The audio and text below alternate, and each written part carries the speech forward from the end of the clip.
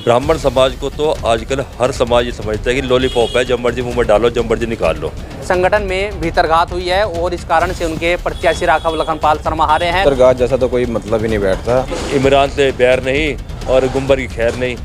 आपको क्या लगता है कि जो सहारनपुर के इस बार समीकरण बदले हैं? यह काम को वोट मिला है। आप रात को 1 बजे 2 बजे सुबह जितने मर्जी फ़ोन करो, इमरान मसूद रेडी है। जो एक हिंदुओं का गढ़ है सहारनपुर सिटी से भी राघव लखनपाल 1000 से चुनाव आएगा, तो क्यों है क्या ये? इसका जवाब तो विधायक देगा ना। गाज भी गिर सकती है किसी न किसी पे। निश्चित रूप से गिरनी चाहिए। डॉक्टर साहब को वोट दिया था, वहाँ पे नहीं हुआ वो काम। अगली बार आएंगे तो हर 5 सालों मौका तो मिलता है हर इंसान को।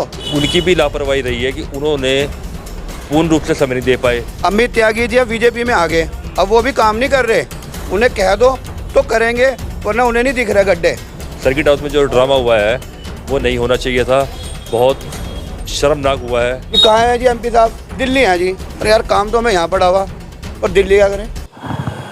लोकसभा चुनाव 2024 में भारतीय जनता पार्टी जिस लक्ष्य को लेकर चली थी उस लक्ष्य को नहीं छू पाई और एनडीए की सरकार बनी, यानी कि गठबंधन की भाजपा की सरकार बनी है और प्रधानमंत्री नरेंद्र मोदी तीसरी बार देश के प्रधानमंत्री बने हैं। लेकिन उत्तर प्रदेश में 80 लोकसभा सीटों में से मात्र 36 सीटें ही भारतीय जनता पार्टी के हाथ लगी है, यानी कि 43 सीटें गठबंधन और 1 सीट आज़ाद समाज पार्टी के हाथ लगी है। तो उस पर समीक्षा हो रही है, लगातार भारतीय जनता पार्टी समीक्षा कर रही है। उसमें हंगामा हो गया। उस हंगामे में ये रहा कि यहाँ के विधायक और मंत्री पर आरोप लगे हैं कि कहीं ना कहीं संगठन में भीतरघात हुई है और इस कारण से उनके प्रत्याशी राघव लखनपाल शर्मा हारे हैं। कुछ लोग हैं, इनसे बात करते हैं। नाम बता दीजिए। मनोज जी, क्या लगता है कि जो राघव लखनपाल शर्मा हारे हैं, आरोप लग रहे हैं कि अब विधायक पर आरोप लग रहे हैं, मंत्री पर आरोप लग रहे हैं कि भीतरघात हुई है? भीतरघात जैसा तो कोई मतलब ही नहीं बैठता। ये जो 2019 में हुआ था, फजलुर रहमान जी की जीत जो हुई थी, वो मुस्लिम प्लस दलित गठजोड़ वही जो रही है। कारण जो रहा है इस बार भी मुस्लिम प्लस दलित का, जिसकी वजह से जो हम भाजपा जो है दोबारा एक बार फिर से यहाँ सीट निकालने में नाकामयाब रही। 2019 की बात करें, 2019 में हाजी फजलुर रहमान जीते थे, लेकिन जो इमरान मसूद को 2 लाख वोट मिला था, वही बसपा प्रत्याशी को इस बार मिला है 2 लाख। आप कह रहे हैं कि ट्रांसफ़र हो गया वोट? हाँ बिल्कुल ट्रांसफ़र हो गया वोट। मैं कहा ना, पिछली बार जो मुस्लिम का जो रहता है, जो रुख रहता है वो ये रहता है कि भाजपा को कौन हरा रहा है। पिछली बार उनको ये इमरान पिछली बार भी थे, तीसरे नंबर पर क्यों रहे, इस बार फर्स्ट नंबर पर कैसे आए? सिंपल सा फंडा है। इमरान जो मुस्लिम समाज का जो वो रुख है या उसका जो रणनीति है वो यही है, जो भाजपा को हरा रही है उसको वोट डाल दो।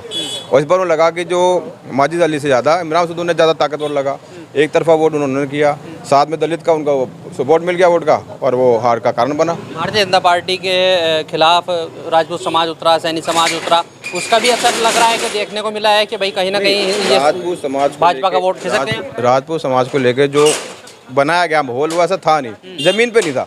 ठीक है, अब सोशल मीडिया पे आप सीमित रहा, कुछ वैसे रहा नहीं। तो राजपूत समाज जो है हमेशा से बीजेपी का कट्टर समर्थक रहा है और उन्होंने वोट दिया है। हो सकता है कि कुछ लड़के हो सकते हैं जो युवा वर्ग के हैं, जिनमें अभी है उस तरह की भावनाएं थी, उन्होंने वोट अगर 4-5% इधर उधर हुआ, इससे ज़्यादा नहीं। अच्छा, राघव लखनपाल के समर्थकों के द्वारा आज सर्किट हाउस में हंगामा किया गया जब समीक्षा बैठक हो रही थी। आरोप लगाए गए, राजीव गुम्बर पर आरोप लगाए गए, कुंवर ब्रजेश मंत्री पर आरोप लगाए गए, इन्होंने भीतरघात किया है। नहीं, जब समीक्षा बैठक का मतलब होता है कमरे के अंदर चर्चा होना, और वो कमरे के अंदर तक ही सीमित रहनी चाहिए थी, उसे बाहर निकालने की मेरे हिसाब से कुछ जरूरत नहीं। तो आपको क्या लगता है कि जो सहारनपुर के इस बार समीकरण बदले हैं? आपने पहले भी कहा था कि यहाँ से इमरान मसूद जीतेंगे और वो जीत गए। क्या समीकरण बताए थे आपने?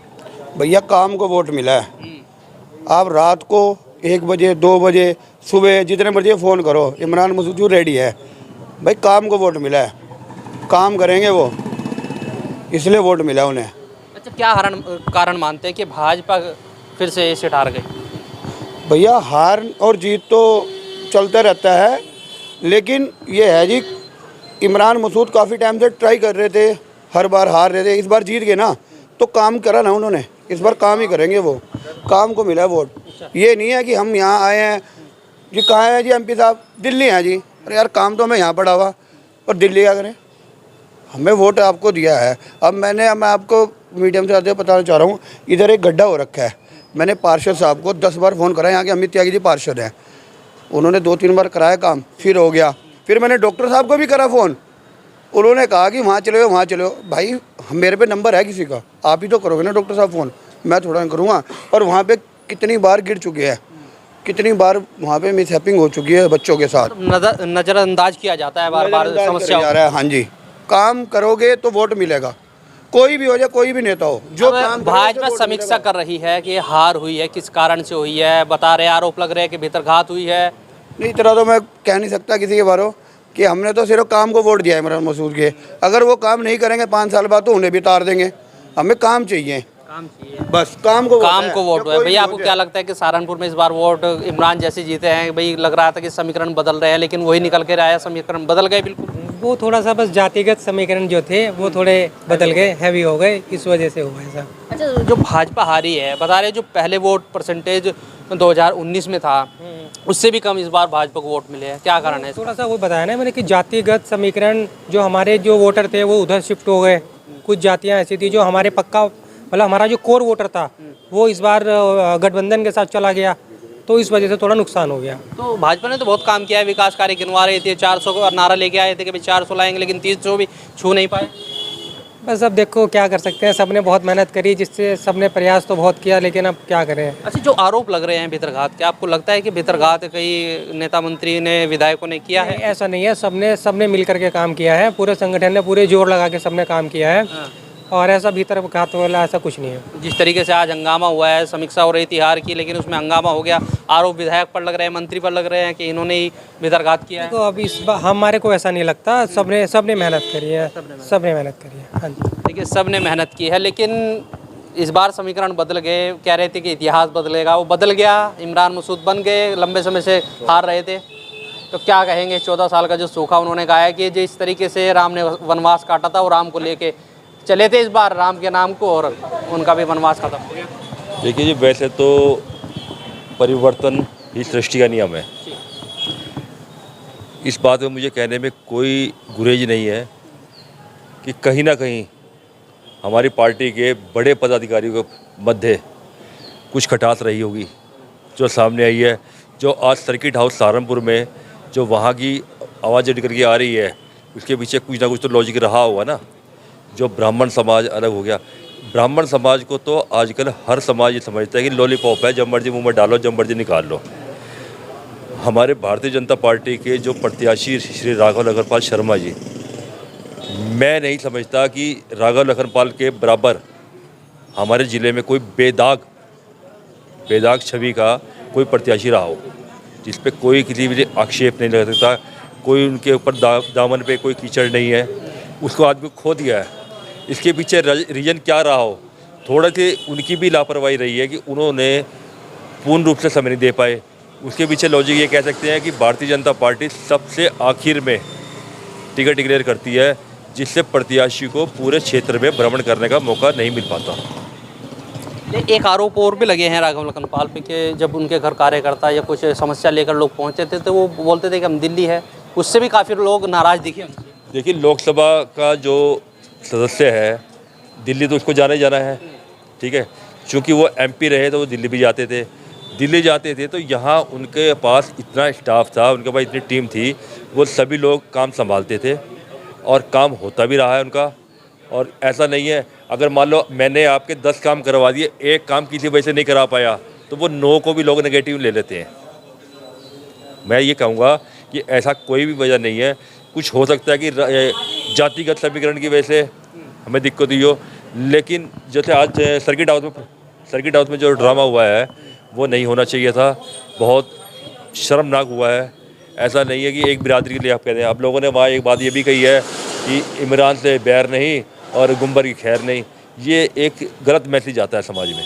तो लगता है कि जो विधायक पर आरोप लगे हैं, मंत्री पर आरोप लगे हैं, कहीं ना कहीं इसमें क्या सच्चाई आप लोगों को दिखती है? देखो, ये तो हमारे पदाधिकारी जो है समीक्षा कर रहे हैं, उनकी समीक्षा के बाद ही मैं कुछ बता सकता हूँ जी वो क्या कह रहे हैं क्या नहीं कह रहे, ठीक है जी। क्योंकि वो बड़े बड़े लोग आए हैं, वो समीक्षा कर रहे हैं, सब चीज़ का निचोड़ निकाल रहे हैं, उनसे पहले कहना अतिशयोक्ति होगी। मतलब इतने आरोप एकदम से लगा दिए गए राघव के समर्थकों के द्वारा, सोशल मीडिया पर भी ये बात फैलाई गई। आरोप लगाने की बात तो ये, कुछ तो लोग कहेंगे, लोगों का काम है कहना, इसलिए ऐसा नहीं है कि उन्होंने काम नहीं किए।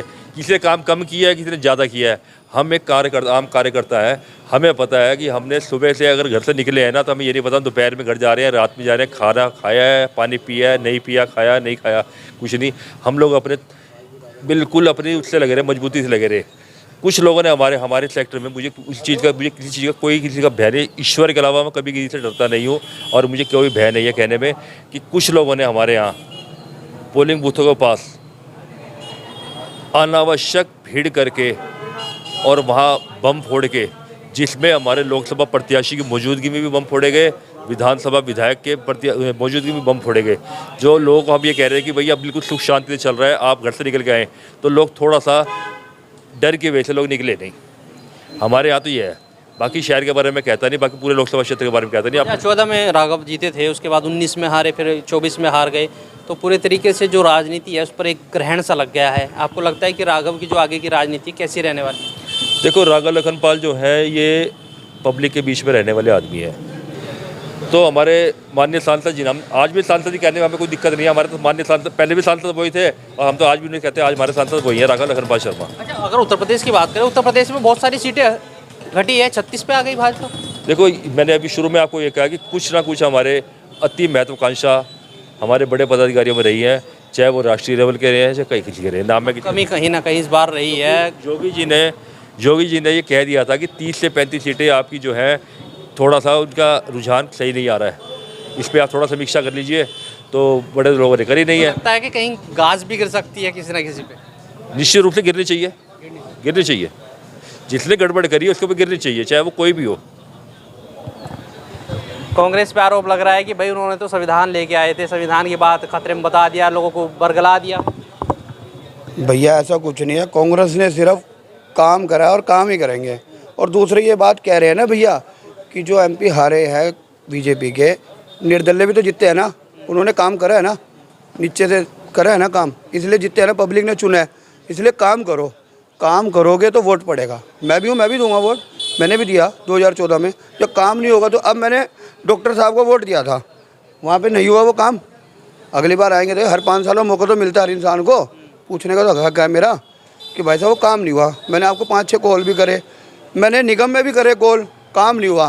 भाई काम को तो है, रोटी तो हर आदमी खा ही रहा है भैया, अपने घर की हद कोई कम कमा रहा है, कोई ज़्यादा कमा रहा है, रोटी तो खा ही रहा है। जनप्रतिनिधियों की जो नाराज़गी है वो लग रही है कि भाई लोग परेशान हैं, उनके काम नहीं हो पाते, तो कहीं ना कहीं लोग नाराज भी हो जाते हैं। अमित त्यागी जी अब बीजेपी में आ गए, अब वो भी काम नहीं कर रहे, उन्हें कह दो तो करेंगे, वरना उन्हें नहीं दिख रहे गड्ढे, उन्हें नहीं दिख रहे। उन्हें मैं कई बार कह चुका हूँ त्यागी जी को, पहले निर्दलीय थे ना जब, तो वहाँ पे बैठते थे वो धरने पे, आज भी मुझे याद है, मैं भी उनके साथ ही था, धरने पे भूख हड़ताल पे बैठे थे वहाँ पे। अंजू साइकिल की यहाँ पे वो हो रखी है भैया, क्या नाम है, पार्किंग की प्रॉब्लम थी।